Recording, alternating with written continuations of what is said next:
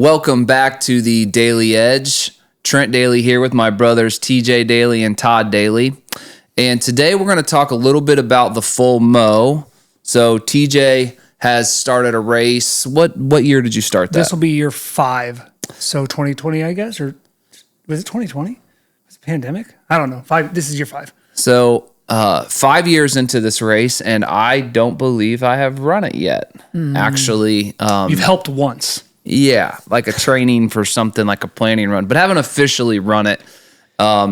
In episode 1 where we were Yes. talking about goals and different things, and I set goals for me, and reluctantly TJ's like, okay, run the full mow and the prairie, which is in September. So I committed to the full mow, and it's been quite the journey. I am on a running streak, just clipped over 500 days, which Big again, the only reason I started that was because of these two, and I've continued to keep it going. Sometimes I don't know why, but my mileage actually shrunk down to 20 to 30 miles a week, and I haven't been running near as far. Where I used to go out and run 6 miles at a time, I'm now running, I was running 1, 2, 3, or 4, and so it's been quite the journey and the mind shift trying to get in shape for the full mow. Talk about that a little bit, because I feel like that can be extra challenging. Like mentally, there are times where you're like, you don't really have to worry about how far you're running or how long you're running. You just got to get some exercise in every day, right? 15 to 20 minutes. Let me jump in first and explain the full mow so that you guys have a context as to what Trent's tackling. So the full mow is a 50K. So for those of you who aren't metric fanatics, that's 31-ish miles. There is an iconic trail in central Indiana that runs from Sheridan down to downtown Indianapolis. Our particular race ends in the Bottle Works district for those of you that are familiar. It's 31 miles. It is run at the end of May, beginning of June, depending. So it's always the weekend after Memorial Day. And so it can get very, very hot. It can be somewhat reasonable, but it's never necessarily cool. The other thing to note about this particular trail is that, unfortunately for the runners, once you cross the very end and you have the last 6 miles, the first part of the trail is wonderful. There's a canopy, there's a tree cover. The last 6 miles, you're in an industrial area and it is completely exposed. So Trent has been training to run 31 miles in what could be a 90-degree day. I think we saw that year 1. So that's a little bit of context as to what this particular race is. He'll be running it with 150 of his closest friends. It was a sellout this year. This is the biggest race we've ever had. So I wanted to interject that, and then I'll go back to Todd to finish his question. Yeah, just talk a little bit about balancing that every day with now having to get in enough mileage. It seems like psychologically, at least to me, that would be a lot to juggle. And what's that been like? It's been really challenging. I got to say, making that shift, it's obviously more of a time commitment, but I've just been exhausted, right? Because, I kind of run end to end on my days, and a lot of kids' activities. My kids are 15, 13, 12, and 7. This spring is our busiest season. Hadley plays on 2 soccer teams. Roman's playing golf. Isaiah's playing soccer. So every weekend is travel. So even on Saturdays where it's like, okay, it's Saturday, I can sleep in, and I'm up. There's been a couple of times I've had to get up at 6, and one time I ran from 6 a.m. to 9 a.m. I got my 3-hour run in and did a 20-miler, and then I had to be at a game at 9:30. So, and then part of that is when you start dialing your mileage up, injuries start to come up, right? So when I'm running 1, 2, 3, and 4 or 5 miles a day, I felt pretty good. Like the body felt good. I've always struggled with kind of hip issues when I got my mileage a little bit higher. Obviously, when you're running anything over 13, 14, 15, you deal with chafing and you deal with a lot of other things. I've had a little bit of a foot problem on the top where the joint is. And so I've dealt with injuries, which I've known that since we've done this over a decade, that you just kind of manage that. Working in fuel has been another thing. I haven't really ever been great at fuel. So trying to figure out my fuel. I realized tailwind and the mixture for me just kind of makes everything slosh. So I just can't really do that. But when I'm running these longer distances where I'm doing at least a 10 miler during the week, and then I'm doing a 15 to 20 on the weekend, I'm just tired. And so that transition from 25-mile weeks to the last 3 weeks have been over 50 has been a grind. And I've tried not to sacrifice and really miss too much of the kids' stuff because of it. It's just required me to either stay up later or get up earlier. What has been the difference? I mean, as you look back, you've had several different builds, right? Where you went from kind of being in moderate shape, even though you were having a running streak. I think maybe what people may not understand, you weren't necessarily running intervals, you weren't running at speed. It was just like going out there. So you would have considered yourself starting this journey several weeks ago, not necessarily being in super strong fitness shape, or at least relative to running a 31-mile race, right? So you've obviously gained a considerable amount of experience in running over the last decade. Like, what are some of the things that you have been thoughtful about with this build based on some of the experience you've gained? I would say the biggest is, I think you want to always just go all in. I knew I had to build my mileage, and I had to build it in a way so I didn't get shin splints. I know that's something that has been big for me. So the one of the best parts was I had a base. I had a base of 25 to 30 miles. So I had a base level of fitness, but you're right. My cardio, I hadn't run a mile probably under an 8-minute pace in months.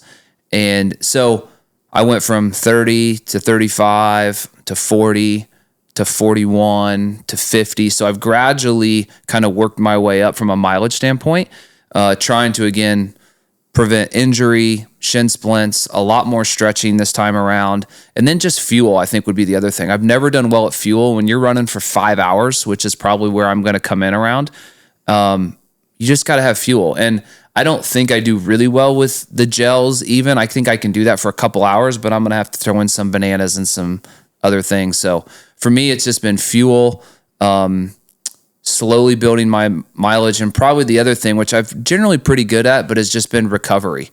Like, I just got to sleep. Like yesterday, put down a 14 miler. I was with the kids. We played pickleball for 2 hours. We were out in the sun. We were at the lake. We were doing all stuff. I mean, we went nonstop. I mean, I was active for 5 or 6 hours yesterday, and I was just smoked. So making sure that I'm still getting 7, 8 hours of sleep and focusing on recovery and eating somewhat decent, right? Like, you kind of got to eat good, because that compounds. If you don't eat good, you're even more tired and you're more lethargic. So it kind of forces yourself into shape.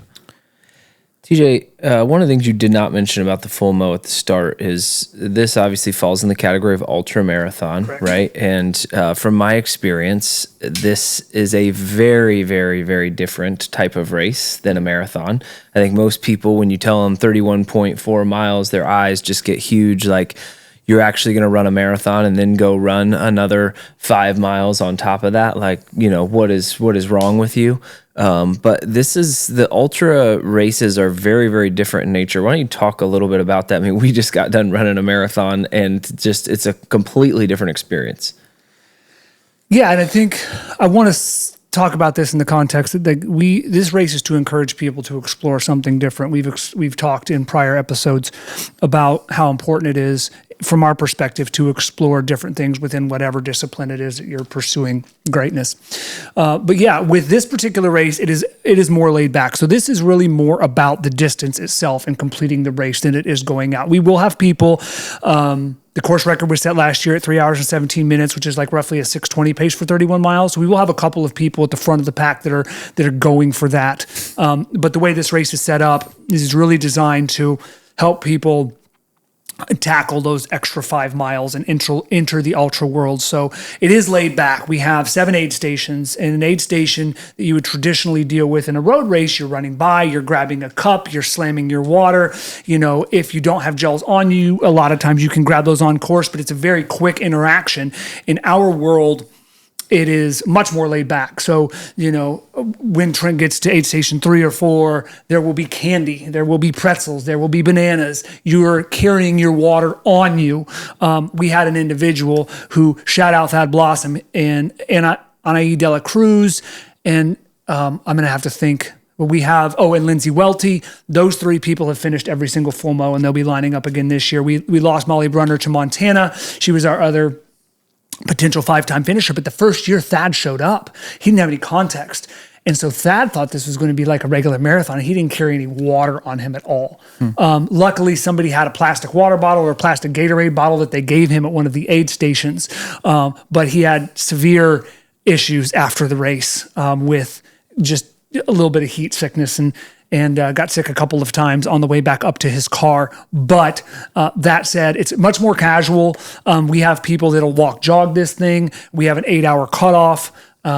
So, it's really more about completing the distance. But I think with Trent, I don't think you'd feel very fulfilled going out there and doing this in 7 hours.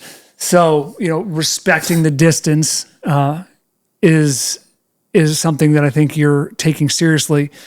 That said, I guess I'm going to jump off of your question and pitch it back to you just for a second.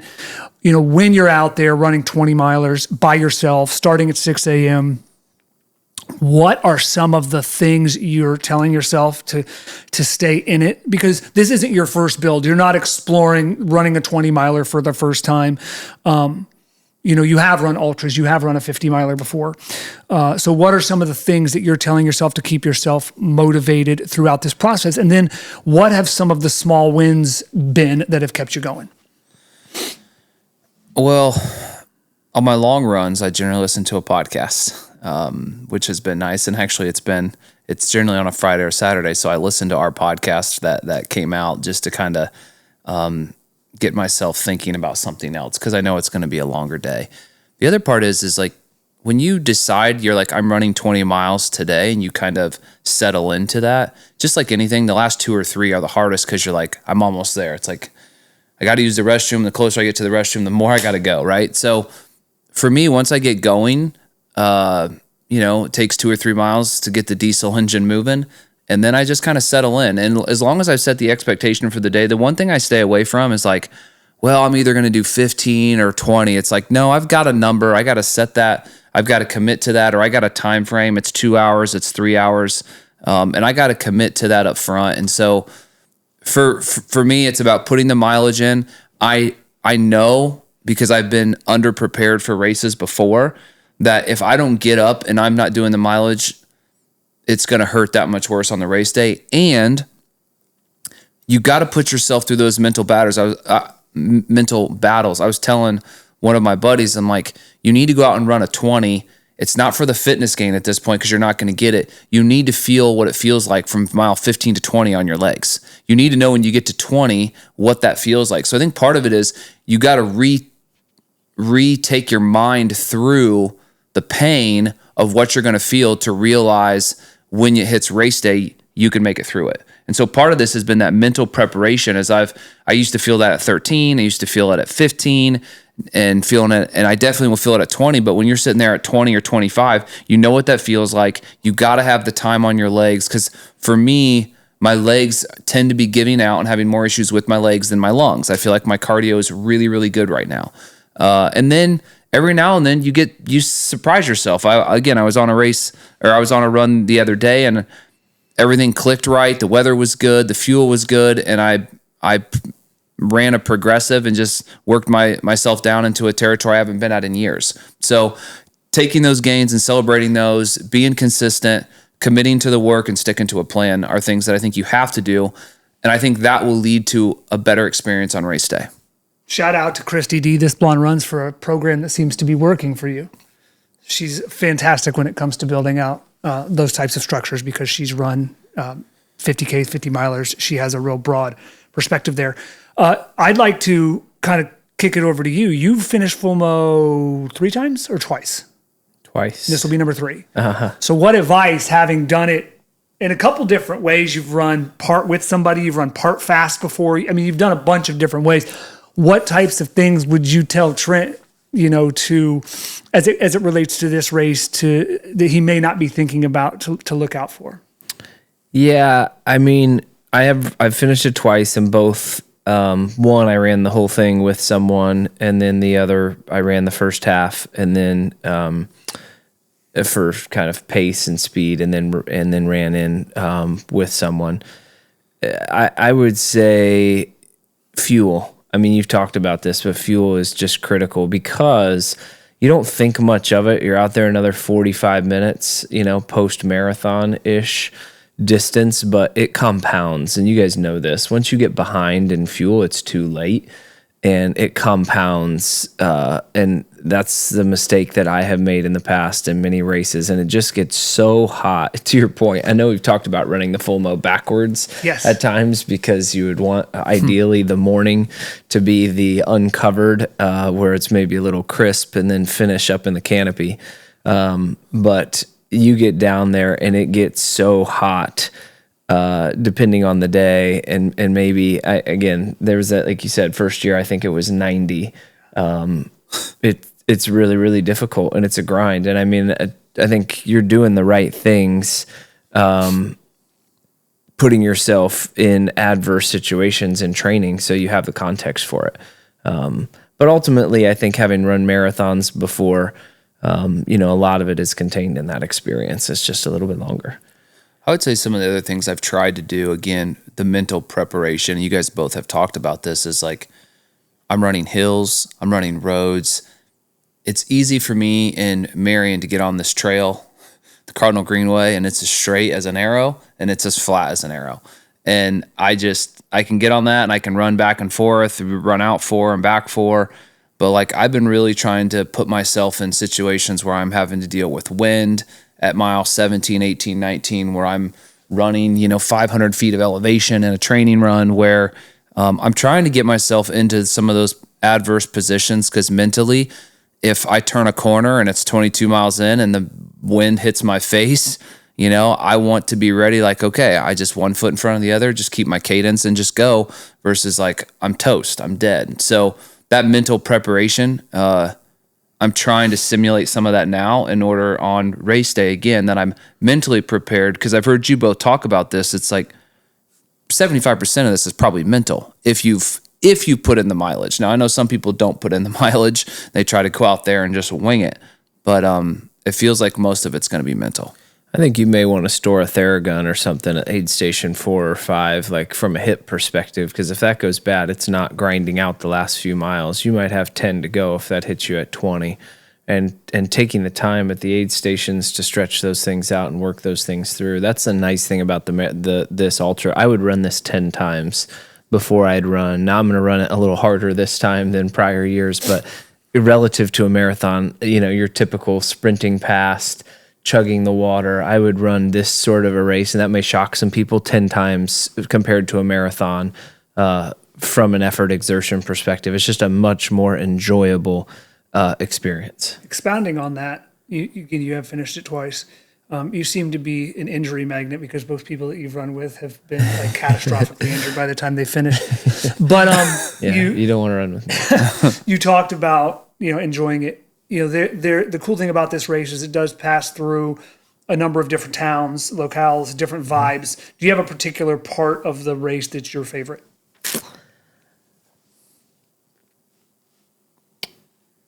I'm thinking, naturally just being from Westfield, that part, there's just a lot of familiar trails and paths.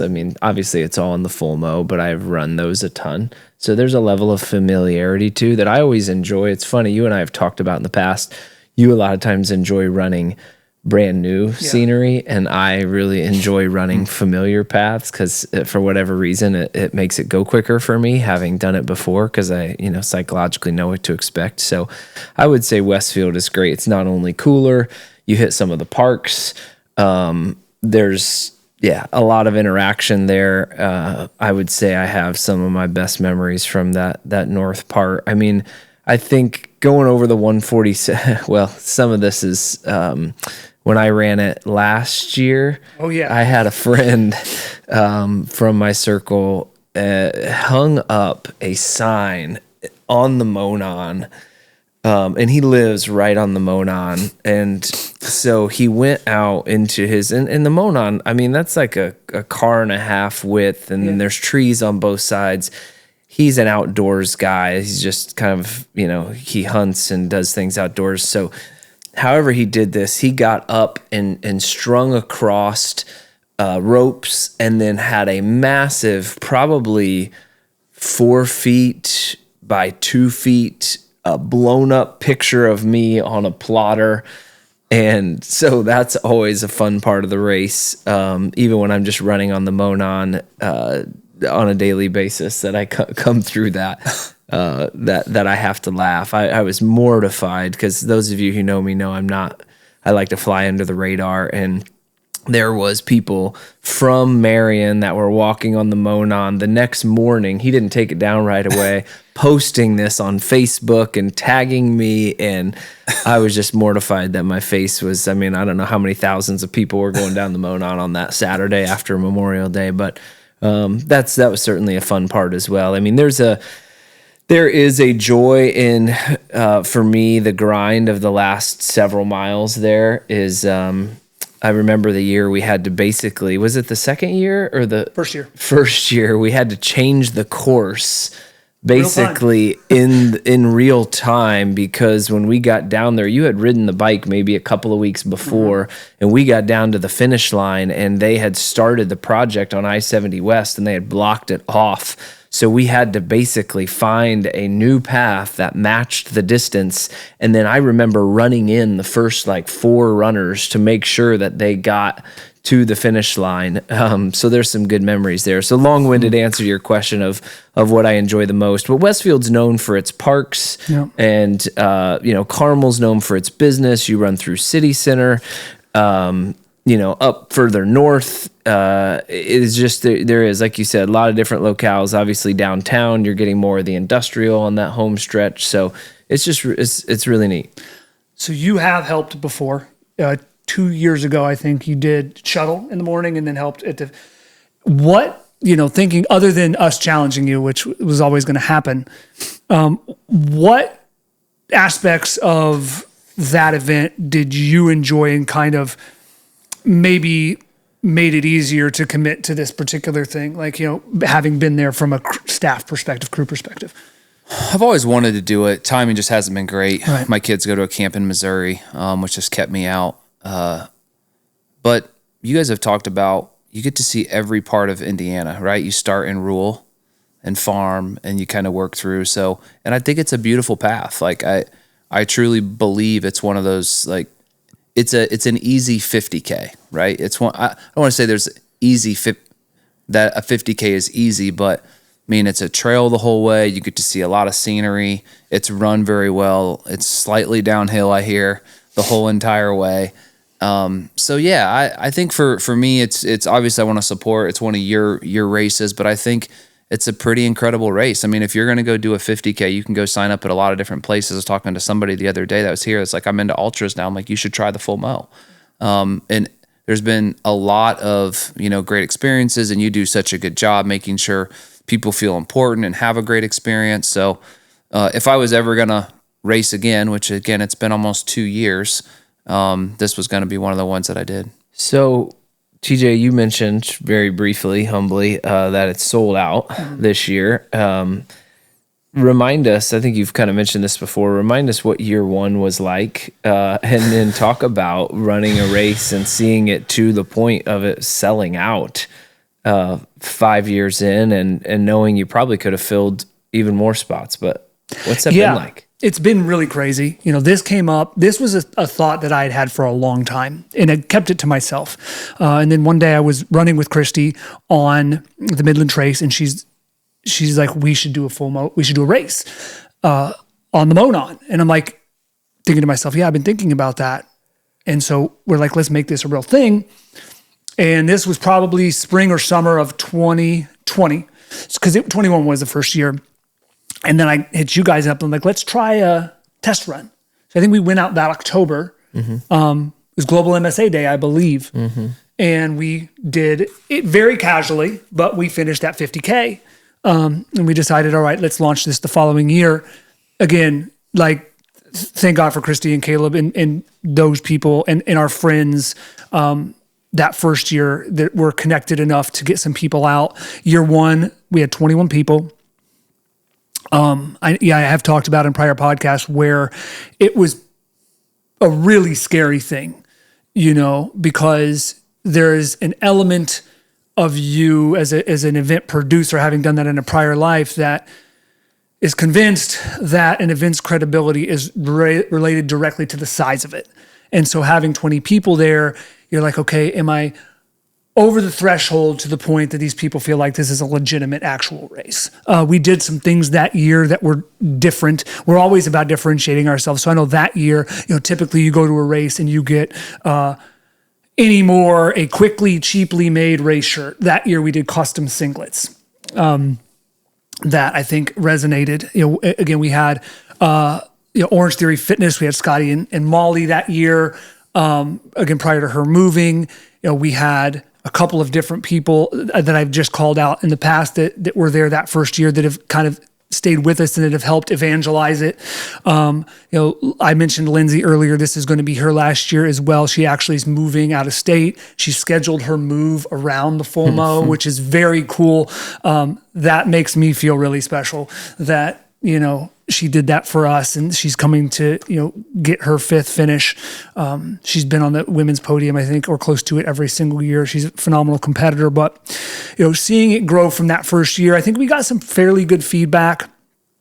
Year 2, we improved some things. I think that was the first year that, year 2 or year 3 was the first year we dedicated an aid station to our mom. So our aunt comes in from Arizona and runs that with my daughters. And sometimes your kids will come down. So we've got some really special, aid stations, but I think what's helped us grow this is the community around it. So those of us that are on the Full Mo team, you have Angie Frazier, who is extremely connected in the Westfield area and just politically across all of Hamilton County. She has rode the lead bike. I think from year 2 on, she helped found Westfield Run Club. They do a couple different aid stations for us. So that's big. So you have a run club involved there. Then we had some of the Fishers Run Club and the Carmel Run Club hit it in year 1 or hit it in year 2 and year 3. And Fishers actually, in year 3, Fishers had such a presence. I think you ran it that year. Like they just did their own aid station and they had streamers and you run through and there's these confetti pops going off. And so we formalized. It was just before 96th Street. Yes. I remember going through there. It was unbelievable. Awesome. So we've put them in an official aid station at the Monon Center. And they will be actually for the first time this year, we'll have, a sweeper team. So that's been one of the big things is this is an 8-hour cutoff. And we're the kind of race that if you're running 8:15 or 8:30, we're probably going to keep the finish line open for you. Obviously we can't be there for 10 hours. So we advertise 7.5 to 8-hour cutoff, but we've always been in a position where I'm running out to see where the last person is. So Fisher's Running Club, we had that sweeper team in there. So there's another group of individuals that have a big footprint in the community. I mentioned Orange Theory earlier and 2 of their people running it that first year. They have a big footprint. Athletic Annex is a great partnership. So year around the Full Mo advertisements are run on their screens. So, they've helped us gain presence. And then, of course, I mentioned Christy, who does our social media. Corey Neuro, who used to produce events with me in Seattle, flies out. And he is a professional event producer for Microsoft. So he flies out and lends his expertise.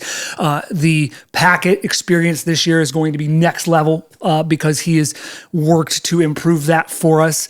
Of course, my wife, who has helped, Tara, who has helped make the gear and source the gear for us. Dakota, who's helping, and we've designed a really cool medal. So we're starting a brand new medal series this year. So we're going to commemorate every segment of this trail so that you're going to get a unique medal, and she's helped drive that. And then, of course, John Faust, who's a staple at all of our races. He's the reason initially he worked for Ruth's Chris. He's now a partner over at King Dough Pizza, but working at Ruth's, we're the only race in the state that has Ruth's Chris sliders at our finish line. Delicious. Rob D, Christy's husband, helps and really pretty much with Corey runs the finish area, which is right there at the garage. And it's this really cool curated experience. So, all of those people and all of their networks, and then the people within that have experienced this. Angela Kumar comes to mind. I know I'm rambling, but I'm obviously excited and passionate about this. She's been a huge champion for us. So it's just been really cool to see it grow from something that even the first 2 years where it was 21 and then 50 and then 70 and then 100 and now 150, it's just, I'm super grateful for the people that have helped us throughout this whole process. I stress over things a lot. One of the last things I'll mention, and this just goes to show the kind of people that are around us and that are part of this community. I think it was year 2. I think I handled it year 1, but anyways, this is a point-to-point race. And so you have to get people that don't have local support, and there are a handful of these people from one point to the other somehow. Typically in a point-to-point race, you will go to the finish, and then you'll transport them up to the start, so when they finish, their car's there. I remember your wife waking up, I think it was year 2, where we had to do this a little more formally, waking up at 4 a.m. to meet down there. We'd gotten all these shuttles, and we'd spent all this money. There were supposed to be 30 people using the shuttles, and like 7 showed up. And then we tried to do it again the next year that you were helping. And it was the same thing. We had these 2 vans, and there was supposed to be 40 people, and like we only 25 filled 5 or so. And we only had 1 van full. And so, we decided after that, because that's by far the biggest expense. With a race of that size, there just wasn't money to cover it. So the next year we didn't do it.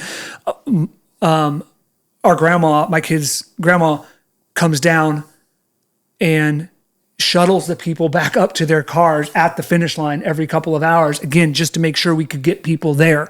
Next year, I think, not this one, but the following, we'll be able to re-implement shuttling again. But like that goes to show that everybody's willing to pitch in to make this what it is, because it sure isn't me. And it's been really cool to see it grow. So it's 2030 and we're coming up on the full mow. What's your vision for it? What? It's an interesting year that you picked. And I say that because 2030 is the year they're supposed to have a bridge completed over 86th Street. So one thing about this race is that it crosses probably 15 to 20 streets. It's just not something that will ever be big enough that you can police those. There may be an instance where we get to a point where we can pay volunteers to stand at those intersections and just kind of have their little vests on. But it is, like you said earlier, it's also an extremely fast course.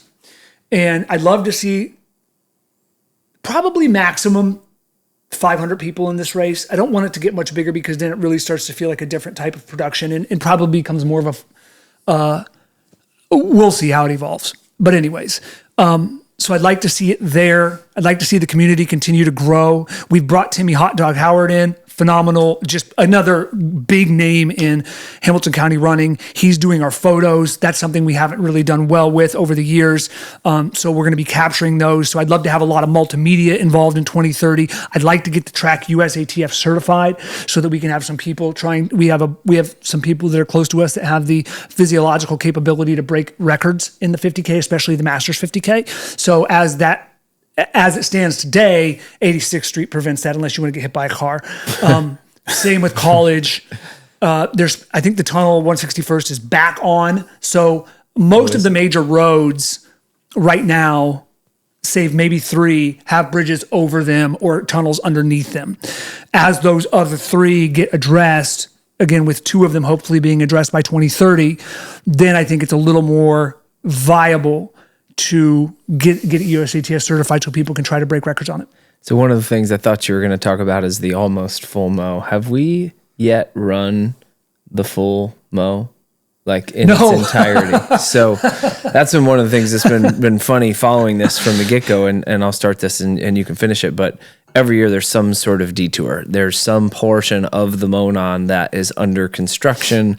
The finish was under construction for a couple of years. You had parts in Carmel. There was a detour. And so the ironic thing about this race is called the full mow, because you're running the full length of the Monon Trail from up in Sheridan down to downtown. And we have yet to actually run the full mow. Like, do we know if there's actually detours? Could this be the first true full mow? I actually don't think it'll ever be the full mow. I think that's going to be the thing. So yeah, like you said, year 1, we had to move the finish line in real time. I think it was year 2 is still blocked. But what year was it? Was it year 2 or year 3 where Carmel was a complete disaster and we had that huge detour? Yeah, that was, I think, 3, because remember someone picked up the sign too. So there was and luckily we had a runner, I'll have to look his name up, who had deferred, who was going to help us volunteer, and he was standing in the Solano 1 parking lot, and he was like the godsend, because without him, because someone did steal our signs, and luckily he had it memorized and it was communicated to him that they were stolen, so he was telling people turn by turn where to go. But yeah, year 3 we didn't. And then year 4 last year, they had opened up the southern end of the Monon and then reclosed it. Like they'd opened it up 3 weeks prior and then reclosed it. So it's technically open now, but the Monon Loop over there at the garage is such a good finish because you have like, there is a naturally architected finish chute. There is places to sit. There's a grassy area. Like it's and there's... Is that where, when I was there, is that the same finish, that little area, or did you guys? So it's across the street now. So now, okay. So that was a little very triangle. tiny triangle last time I was there. This is more space across the street. Yeah, it'll be interesting to see. This is obviously... Can you cross, or is there, you got to stop and then... So we're going to work through that. Like that's, for me, that's probably, from a course perspective, my biggest point of stress is you have to, after you've run 31.1 miles or 31 miles, you have to then cross 2 streets to get to the finish line. Yeah. We may have people there with flags and vests for the early runners, getting them across. We had one person say last year they had to wait 3 minutes at the finish line, whatever, which is unfortunate.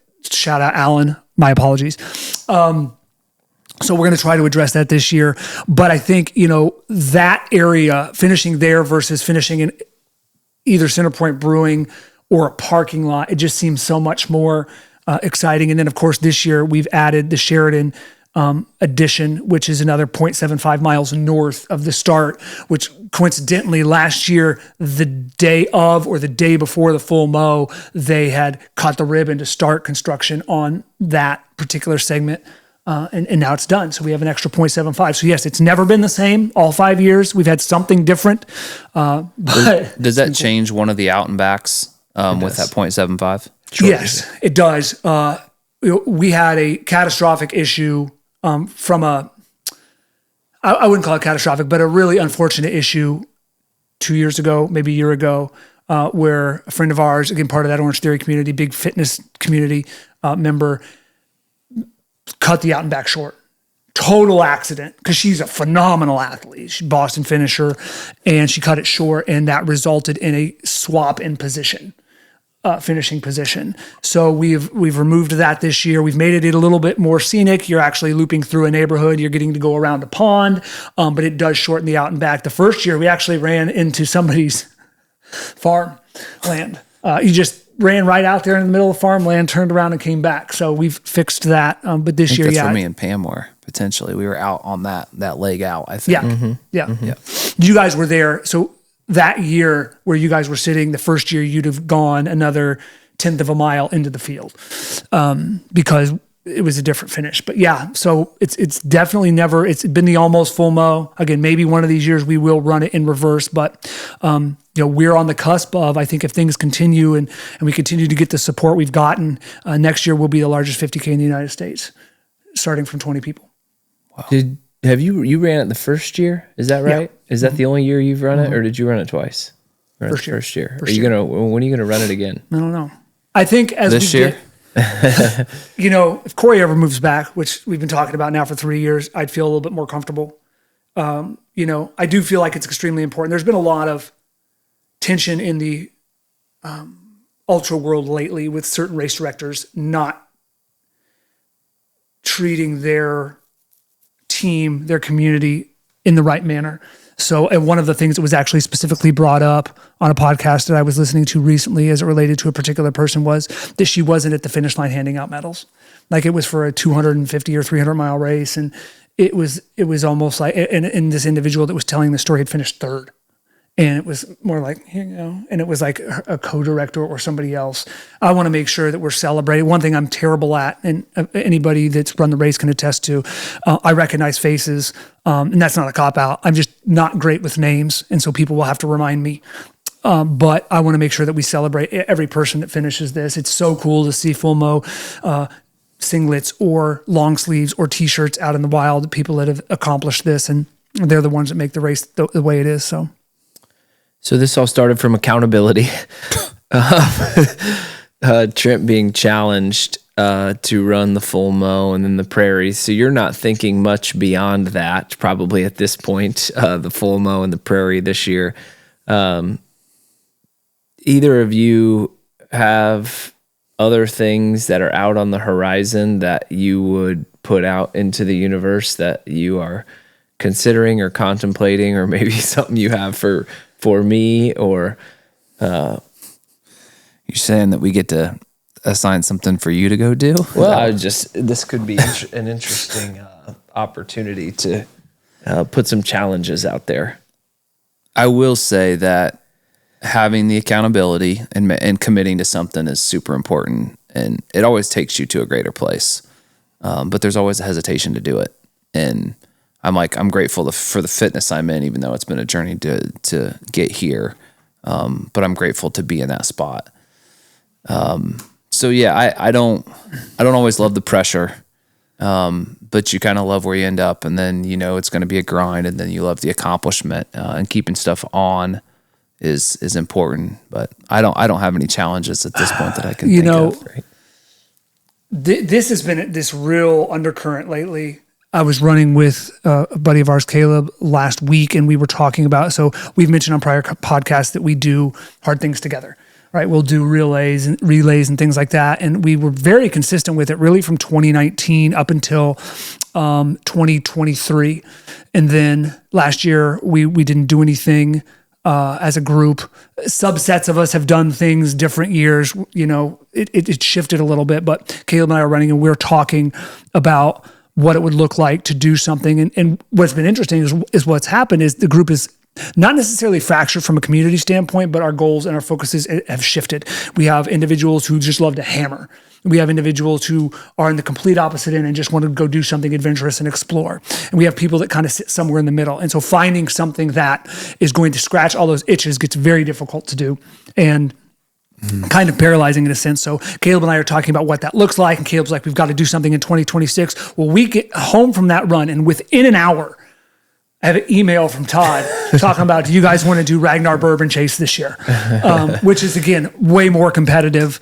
But I think we're at a point where we're not, that particular race, as it relates to all the Ragnars, is by far the most competitive one. And they typically have teams that are kind of out of reach for us. So there would be a different goal for us as opposed to winning that race. And then I think 3 days ago, I got another text from Christy with a picture of us from GA5K, and she's like, yo, we got to get this crew back together. So there seems to be this like, let's go get it, let's go do it. And I'd love to try to figure something out. The problem is schedules. We've talked in prior episodes about, at this stage of life, getting things together. People have, our number one guy, Anthony Bruns, his daughter is a very, as you can imagine, with the physiology they have. She just ran a 5:24 mile in track as a sophomore, and she's going to qualify for state. And so when we'd want to do something in the fall, which is when it is in October, she's got cross country, and he doesn't want to miss that. And likely we don't want to miss our kids' things at those times of year. So finding a time that everybody can do something will probably be in the summer, and it will probably be crazy hot, like in September, August. But I'd love to get together, and whether that's going and running part of the Lake Superior Trail or something else like that event, I would challenge us to figure out how to make something happen if we can this year as a collective group to kind of, and maybe it is something a little bit different that's a little more exploratory or a little bit better of a blend. Ragnars have been a lot of fun. You mentioned that, and I know we've taken a little bit of a different competitive approach, but I got to imagine, there are maybe people listening that are either not familiar with that or might enjoy something along those lines. I would say the vast majority of those teams, it's not necessarily a fitness even thing. And it's kind of crazy to say you can run 200 miles and it not be kind of a fitness thing, but all walks of life out there covering that. Some of them just walking it, some of them doing a little bit of a walk run. Talk a little bit about the Ragnar experience, either at both of you. I mean, you guys have done that. Yeah, so I've done 2, right? We've done 2, Michigan and Minnesota. Mm-hmm. Is that right? I think it's just 2 because then we did Hood to Coast after that. So, for me, the camaraderie has been awesome, right? I love just being with the guys and, seeing people achieve and talk through the format of it. Oh, the format. Too. Yeah. So you generally have 10 to 12. I think most of ours have been 12. So you have 12 racers, generally around 200 miles. And so it's broken up into 36 segments. So you have each person has 3 segments. So if there's 12 runners, you have 36 segments, and your segments are kind of mapped out and you get assigned runners. Some of them are more difficult. They have what's called a Ragnar leg, which is supposed to be one of your hardest. So you assign based on elevation and speed. And then, so if you run leg 1, you're doing leg 13 and then leg 25.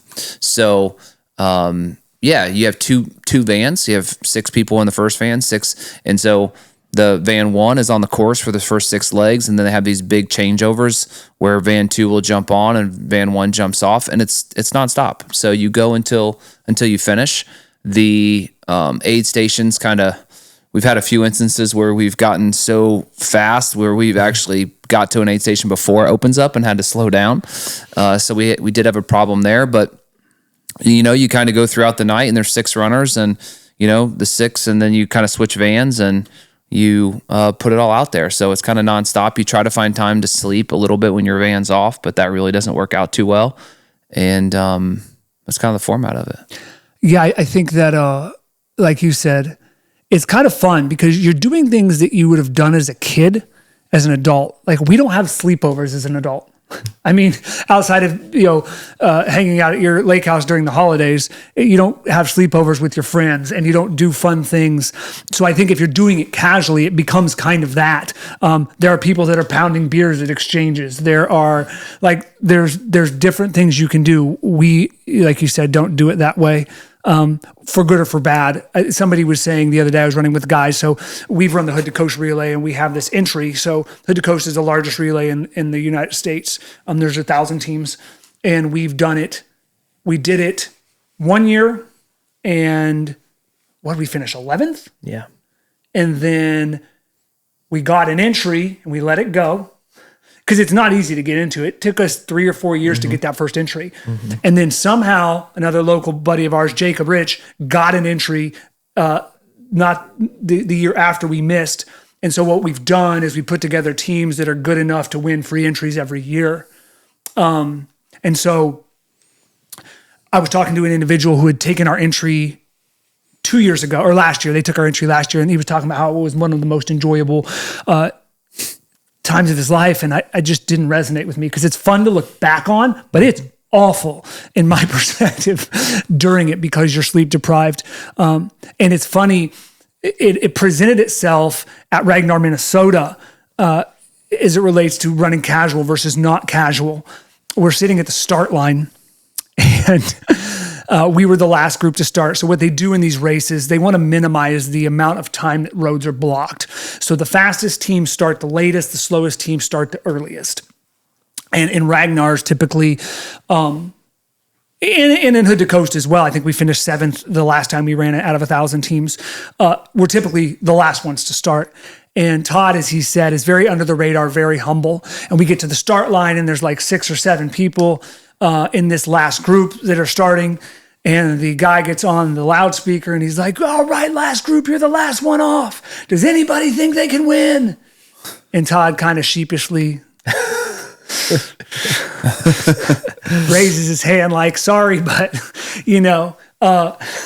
because you could kind of, not to judge a book by its cover, but like everybody else, even the vibe of their teams just seemed more casual. And he was kind of shyly reinforcing that we were going to destroy everybody here. So different experiences, to each their own. We enjoy looking back, and we told the story in a prior podcast. The very first Ragnar we did, which I think lit this fire, it was a 200-mile race that we won by 20 seconds.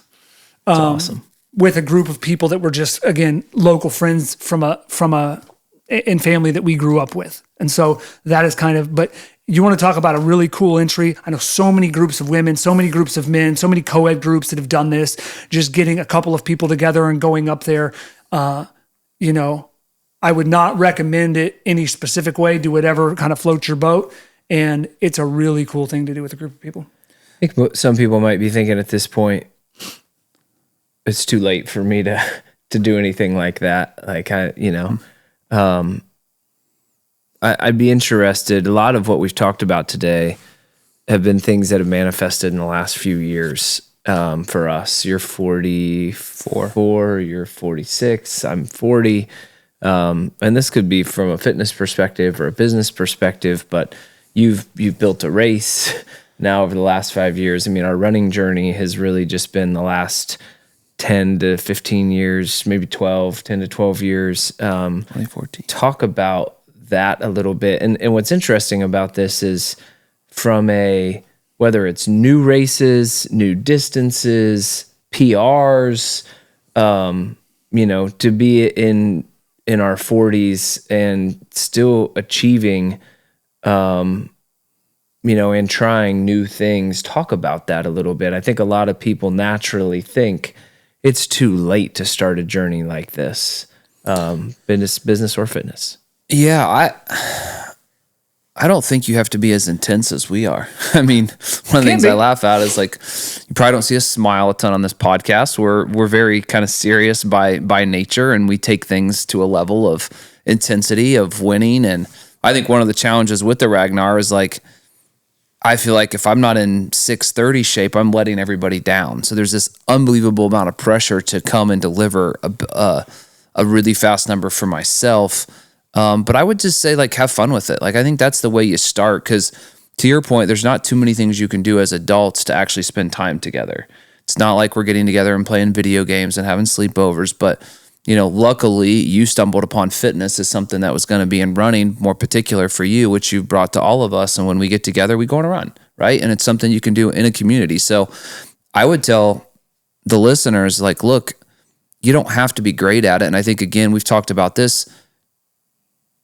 We're afraid to fail. We're afraid to not be good enough. So we're afraid to even start. And for those of you that just went out and maybe did a 5K, you go out, you hit a 5K, and you're like, oh man, that's great, but I could never do a 10K. Like, you just kind of work into it. And if you signed up for Ragnar and you got 12 friends and you had to run, walk, jog your 6 mile leg, 3 times, but you were there in community and you had fun with it, and it wasn't about performance at first, like, I think pretty much anyone can do it. I mean, and you see people out there, all different walks of life, all different ages, young. I mean, I would say there's probably teams out there with people in their 50s and 60s and 70s even that are competing. So not being afraid to start would be something that I would bring to them, because every single time that we've taken on something new, it's just been getting over the hump and just putting in the work, starting it. Yeah, I mean, there's so much inspiration out there. I talked, and I mentioned this guy in a prior podcast by the name of Ed Whitlock. I think passed away in his 80s, but he started running, I think in his mid 50s, and broke almost every world record you could break for age groups. He was the one that ran sub 3 in his 70s. So it's like, starting, here we are like stressed about breaking 3 in our 30s, when it happened, or 40s. And this guy did it when he was 70. Now, granted, probably in a little bit more of an elite physiology, but like, there's the inspiration. If this guy can start at 70 or 50 and continue to progress, like, that's the coolest thing. That's what we talk about a lot, is that, you starting at a later age. I think you could take it 2 different paths. Sometimes there'll be the comment, well, you don't have that much mileage on your body. Well, there is that aspect of it, although we've alluded to this again in prior podcasts, that I think you can perceive that how you will. Like, but the other side of it is the mental side of it. And I think there isn't a limit to it. We're seeing that kind of with a LeBron James, if you will. But like, it gets more difficult, I think, to maintain the necessary focus once you exceed 20 years of doing something hyper competitively. You can do it, but I think that's the part for me that gets harder. It's like, so if you start at 40 and you're just working your way in, I mean, it's so cool. Like the fitness and the running thing, the great thing about that is there's no distractions. whatever it is you're doing. Even if we're together playing video games, a lot of times one of us is on their phone watching YouTube, or the other one's on their phone researching something. When we're running, we're like super present in that conversation. When you're in the gym without your phone, and you're working out with somebody, you can be super present during that conversation when you're swapping in between sets and things of that nature. So like that's a really cool piece of the puzzle. But just looking for things, and I think the relay thing is really a great start. And I'm sure there's relays out there that are, 20 miles where you have to walk to. There's all types of different races out there, or types of different events. So, there's all kinds of inspiration. I saw a guy the other day that ran a half marathon in 2 hours and 54 minutes, which seems really, for some people seems slow until you realize the guy is 92. So like, it's not too late to start. There's still 100-year-old people. There was a guy who's 104 who ran the mile at the Cincinnati Flying Pig this year. So there's so much out there from a motivational standpoint. I would say the amount of, because once you get started, then and you get over that initial fear and you start to get into things, you hit this inflection point where you're willing to explore anything. Like the group of people that we've developed because we weren't there when we started. If you got the 20 people together in that group and you said, hey, we're going to do a 50-mile hike in a couple of months, and provided schedules aligned, everybody be like, okay, let's go. Just because we've done enough, and the stories that you would have from going and hiking, some type of trail somewhere for 50 miles, you just don't get those kind of experiences where you get to connect with nature like that, and you get to tackle something together that's so unique. So I would say, man, just get the ball rolling, just get started in the most minor way. And then back to one of our earlier podcasts, bring a community with you, and where it takes you is like nowhere else you'll ever go. What are your thoughts on just community races in general, getting people out there that maybe haven't got started? Kind of the same question. Yeah, I don't know that I would add anything. I think that was really well covered, honestly. I think it's never too late to learn a new skill. I just signed up for a class on storytelling because I think as my position has evolved and over the course of my career, that's an important skill set. And I think the vulnerability to jump into something, I also just signed up to present at a conference that I've never done before either.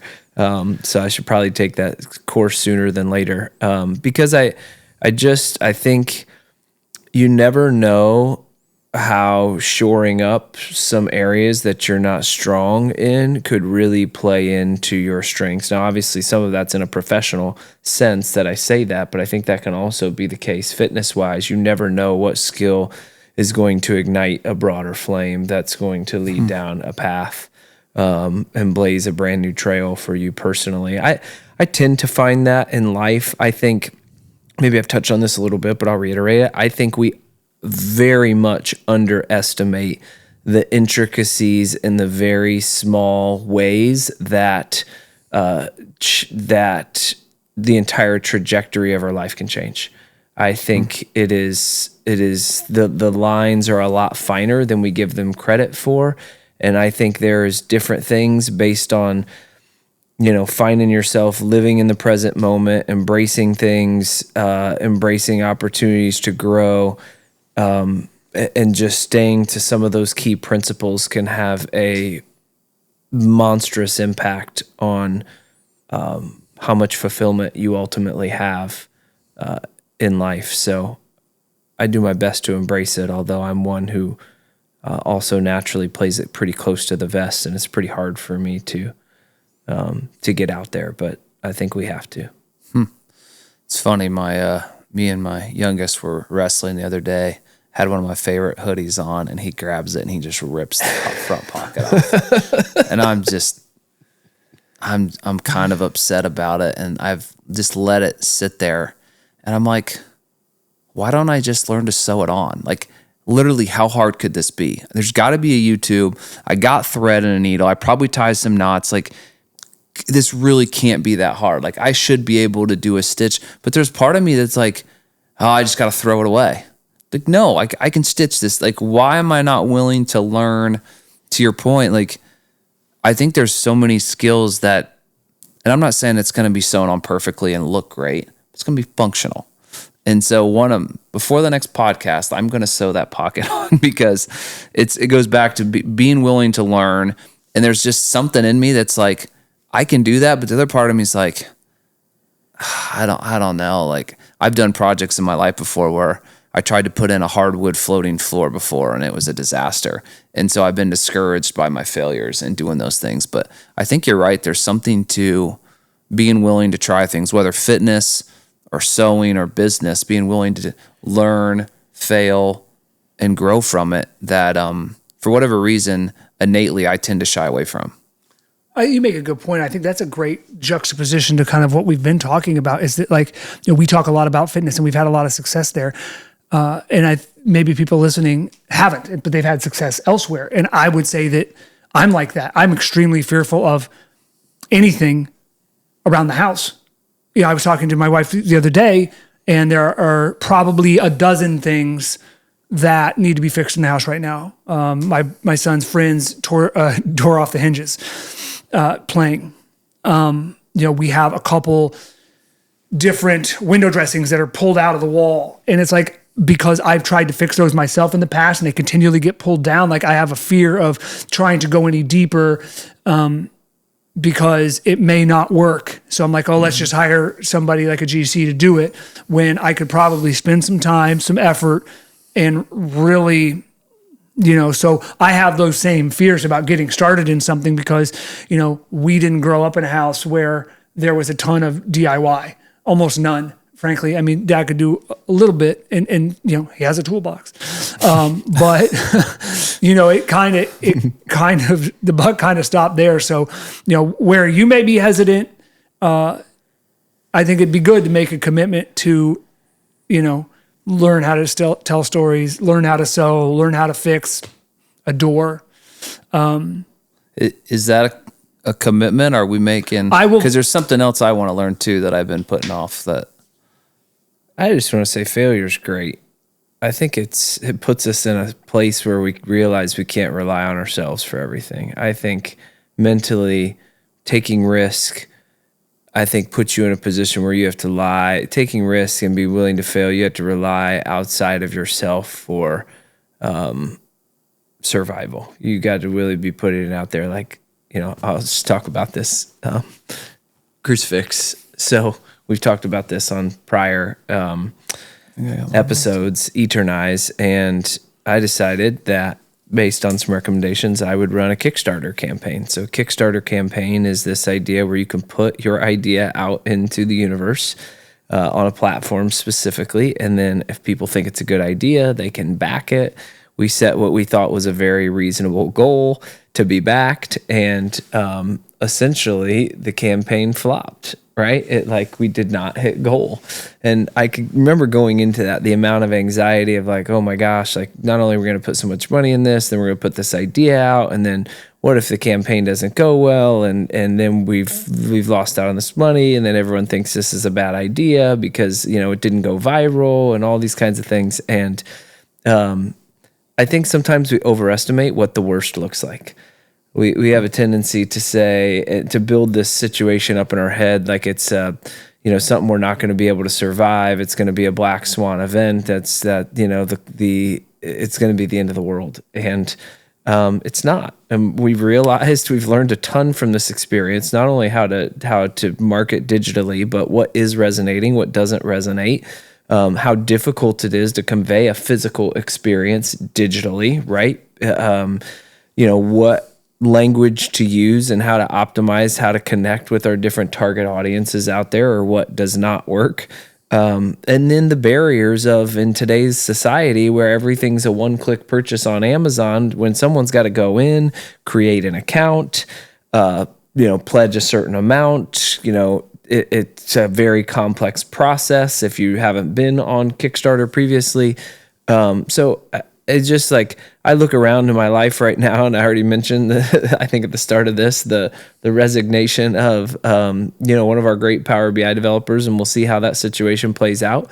but there's failures happening in my life, on a daily basis. And I think I'm really grateful for it, because it not only instills a consistent level of humility, but it just puts me in a space where I have to, I continue to stay motivated to do everything I can with what I can. And that's all I can do. But I would say for those that are, hesitant because of what might not be, it's not that real. And it makes it easier when you've got, again, the right people around you. I didn't mention this earlier, but one of the things we started with the full mow, bringing this full circle. One of the things that made it easier at the beginning was like you guys believed in it too. IMG was our first sponsor, and I couldn't have afforded to print those shirts the first year on 20 registrations at I think it was a $75. So you guys have been there every year since, and so have our other sponsors that have come in. Mount to Coast has been a huge one that's come in and been a big supporter of us. So, having those people there, had I failed that first year, it would have been a little bit easier. You're right. It wouldn't have been the end of the world, but I had people that kind of shouldered that burden with me. And boy, you want to talk about, getting into producing races is one thing. Launching a product in the religion sector, like I have looked at some of those comments, and it's not right, wrong, or indifferent. It's just like you've heard your entire lives. It's polarizing, and people have very, very strong beliefs on how particular things should be conveyed, especially in religion and politics. So, I just wanted to shout out, bring it full circle with the full mow and the whole community thing. And you're right; it's not the end of the world. We'll figure this out. You guys good? Yeah, I think it's a great place to. What's one thing that you're going to commit to try to learn before the next episode? I will. Or over the next couple months, let's just say that. I will learn how to fix that particular, those situations around the house. I'll do those myself. Okay. I think I've already thrown mine out there. Storytelling. I'll take that class. There's a class on storytelling and a class on presentations, and then I have to give that presentation in the middle of June here, coming up in a couple. Is that Simon Sinek stuff based or something? One of them is. Yeah. I want to learn to fish. Like I've got fishing poles, and I got these tackle boxes for Christmas, and my youngest, and we got a lake place, but like I've always been so afraid of like fishing. Like what bait do I use and what do I not do? I'm not even willing to try because I'm just like paralyzed. So this summer I want to learn to fish. So that's going to be something. That just means I think I just got to get out there and cast it. I'm not going to catch big fish, but I want to kind of have that experience and be able to have that piece and to experience that with my kids. So that's going to be the big one for me. Sounds good. All right. Well, thank you guys. I think having goals is important because it creates progress in our lives. The full mow being something that I committed to, and TJ building this race out from scratch, and Todd with Eternize, like setting these goals and having a vision ultimately is what I think drives us. Find your community, stick to something, and hope to see you next time. Thanks.